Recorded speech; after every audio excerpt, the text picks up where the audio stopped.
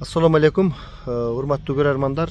Бүгүнкү биздин видеобуз ушул ички иштер органдарында иштеп жүрүп, жарадар болуп, жаракат алып, ушул атайын операция мезгилинде анан кандайдыр бир деңгээлде бир мындай ушул коомдо унутулуп бара жаткан бир иним жөнүндө сүйлөйүн. Эми унутулуп десе бир жолу эле унутулуп деле калган жок. Бир мындай сүйлөшүп отуруп биз ушул жөнүндө дагы бир жогорку биле турган, уга турган адамдарга жетсин деген ой менен мына ушул биз видеону кылып отурабыз. Менин бүгүнкү коногум Шерматов Замир Жеңишбек болмокчу. Шерматов Жеңиш. Ушул өзүнүн кичине айта турган сөздөрү бар экен. Суроо жооп кылып, анан ушул сиздер дагы күбө болуп, анан ушул жогорку жака жетсе деген биздин максат да. Мынакей. Ассаламу алейкум Жеңиш. Алейкум ассалам. Кандай, ден соолук жакшыбы? Жакшы, рахмат.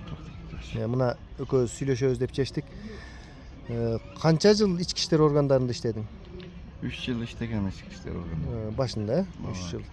3 жыл иштеп, ошо эсемин операциясы болгон террористтерди кармоо учурунда денемин 5 жерине ок тийип, ошонун немесинен пенсияга чыкканмын. Азыр эч жерде иштебейм, ишке жарабайм, ала-чаканы бага албайм. Айлыгым аз, пенсиям. 3 балам бар. 3 бала бар. Бирок ошол кезинде сага мамлекет тарабынан эмне, кандай сыйлыктар, медаль, кандай эмнелер көрсөтүлдү? Мага МВДдан медаль берилген, кызматтагы каармандык деген 3-чү даражадагы медаль тийген. Медаль тийген, грамоталар. Грамота президент Курманбек Салиевич Накиев президент берген, ардак грамота алгам. Ушул кезде сен кайсыл бөлүктө иштегенсиң? ППСте? ППСте иштегем. Кайгылуу күзөт кызматы өзүнчө батальонунда, отдельный батальон патрульный постовой службы деп коет элек. Кыскасы ошол 3 жыл иштеп ушундай жаракатка азыр негизи дагы деле буттуңа тийген октор кайсы жерлериңе тийген? Мындай эме кылайлычы.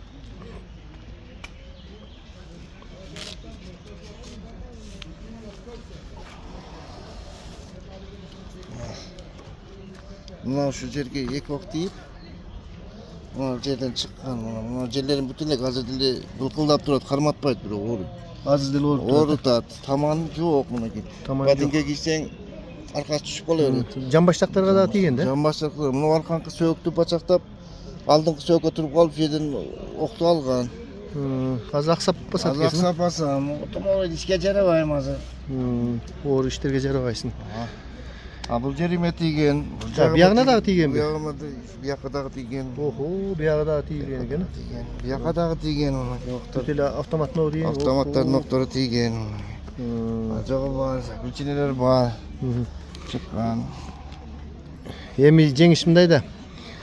Мен биз экөөбүз мына сүйлөшкөнгө чейин дагы неме кылдык. Эми сага мындай неме жери мен сурадым сенден, ушу акыркы жолу мамлекет ушул ички иштер органдары качан сени чакырып бир мындай ушул ветеран катары, жарадар катары бир сыйлап, көңүл буруп дегендей мындай жүрөктөн чыккан сөздөрдү сүйлөшөлү. Эми мени чакырганы эсимде жок акыркы жолу. Ок тийгенден кийин бир жылдан кийин Скөлгө бир путевка берген, Асламовго бир путевка берген. Ошо боюнча эч кандай кароо жок. Керек болсо мына милициянын кечегиде 100 жылдыгында дагы сурансам мындай чакыра албады. Эч ким барып мындай кабар алып, эч жок дегенде. Тынчсыңбы, жакшысыңбы деп койгонго жарабады эми ортодон. Мына ОДга келип жазылып кеткем. Мен ушу эч жок дегенде майрамда карап койсо деле жакшы болмок. Анан менин кайрылуумдун себеби милиция кызматкерлерине үй берилип атканда мен дагы 40-чы очередте турганмын. Ошондо где-то бир мага тийбей бир канча бир менден кийинки 200-300-чү очередтегилерге тийиптир. Мага эмнеге тийбей калды десем, сенин утектин кагазың жок болуп калды, документиңде деп, мага үй берилгенден кийин 1 айдан кийин айтып жүрөт аны. Кагаз мага 1 айдан кийин келип жүрөт. Эми болсо мага дагы бир жашаганы үй берсеңиз жакшы болот эле, колдон келсе. Мен дагы ушу атамдын салган үйүндө отурам азыр. Үйүм жок. 3 баланын атасымын. 9000 сом пенсия алгам, жетпей атат жашаганга. O buttlarım dərlatып turam, men her ay sayın barıp dərlatып turam, olga akça gerek. Şu meni dagı bir karap koysoңор жакшы болот эле. Неме жеңиш ушул дарылатуу жагында кандай ошол өзүбүздүн аскердик клиникада бекерби же кандай? Жок, частный докторлорго барып өзүмчө эле каралатам мен аны. МВДнын эмеге ал жака барбайсыңбы? Барбадым, жок. Бирок мыйзам түрүндө ал жака барып кайрылсаң болот да госпиталга. Болот. Эмнеге аякка кайрылбай атасың?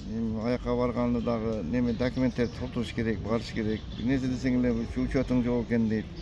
Кандай учет? Мисалы үчүн мен пенсияга чыкканда эмнеге чакырбадың десем, базаргондо учетуң жок экен дейт.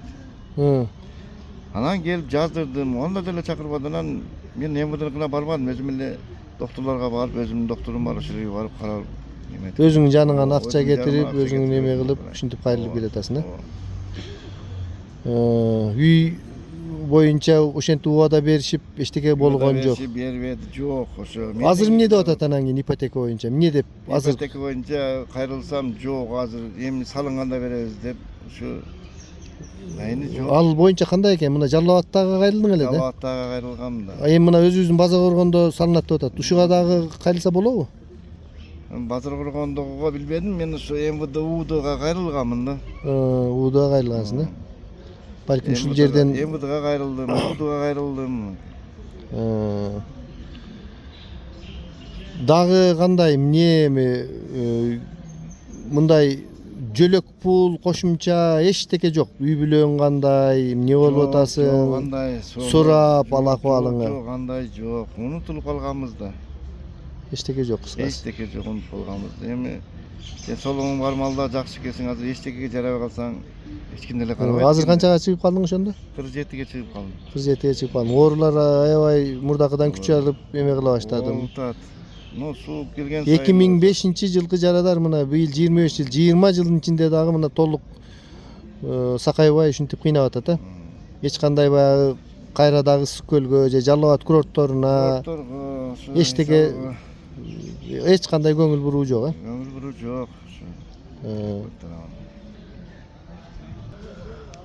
Урматтуу ички иштер органдарынын тийиштүү жетекчилери, ушул кадрдык бөлүмдө иштегендер, жетекчиликтер, урматтуу ички иштер министри Улан Ниязбеков, урматтуу президентибиз, урматтуу Камчыбек Кыдыршаевич, мына сиздер азыркы кезде ушул жакшы мурдакыга караганда өзгөртүп, башкача мамилелерди кылып, ушул кызматкерлерге айрыкча ушундай кызматтык милдеттерин аткарып жаткан учурда ушундай абалга туш болгон кызматкерлерге жакшы жардамдарды берип, мына биз Баткенден башка жактан көрүп турабыз. Ошолордун катарында мына ушул кырчындай жаш кезинде жаракат алып, мына 20 жылдан соң дагы ушинтип кыйналып жүргөн ушул Жеңиш сыяктуу кызматкерлерибизге дагы жардамыңыздарды берет деген терең ишеничтебиз. Биз эми балким мындай жеткиликтүү деңгээлде жеткизе албай жаткандырбыз. Кандай болбосун, урматтуу көрөрмандар, ушул лайктан басып көбөйтүшүп койгула, ушул керектүү адамдарга жетсин. Жеңишке дагы биз ден соолук каалайбыз. Ушул мамлекетибиз унутпайт, жардамын берет деген ишеничтебиз. Саламатта калыңыздар.